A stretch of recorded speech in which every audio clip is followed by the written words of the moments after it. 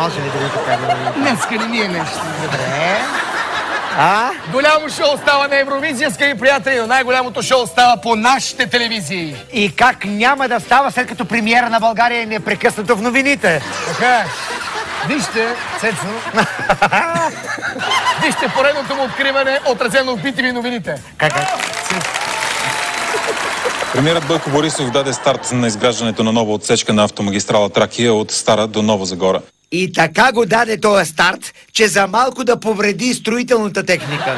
Освен Тракия, до средата на 2012 година трябва да бъдат завършени и магистралите Люлин, Марица и Метрополитена на София. Ето как изглеждаше тази експлозия. Здравей, България, по Нова телевизия. Все пак такива брутални освещавания са негова запазена марка. А всъщност всичко тръгна от Станишев. Да си припомним как бившия премиер откри нова система в ТЕЦ Марица Изток. Календар по Нова телевизия.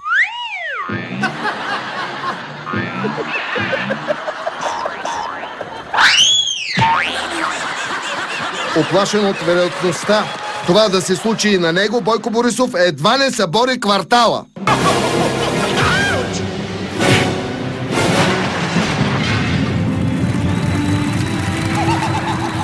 Всеки иска да е като Бойко, но не всеки има като неговия замах. Министър Христова се пробва, но... И Михаил Миков опита, но... Явно трябва да си от Бойковата чета, за да трошиш както трябва. Вижте как крехката кметица освети гигантската картица. Тунелопробивната машина получи името София.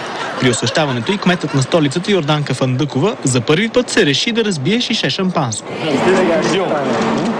Бойко Борисов дава наставления. One more и за Бойко! Хайде сега стана страшно. Май уби картицата.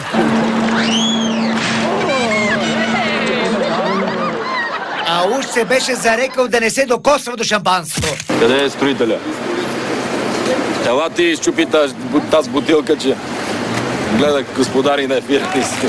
Даде, ама дори и ние не можем да спрем пристрастеността на премиера към чупенето на бутилки. Това е, ама все пак трябва да се внимава, че тая страст крие опасности. Уважаеми зрители, бременните жени и малките деца да не гледат, защото ще видим опасни кадри, още от времето, когато господин Борисов беше кмет. Вместо откриване за малко остане затриване. Зуек тогава беше още неопитен, но сега троши бутилки като виртуоз.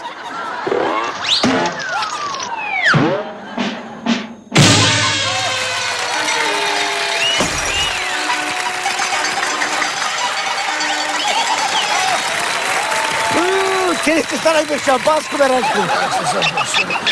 Голямо блъскане, голямо чудо. Голямо блъскане, господин Василев, пада, но още по-голямо блъскане. Чакай на гърба имаш.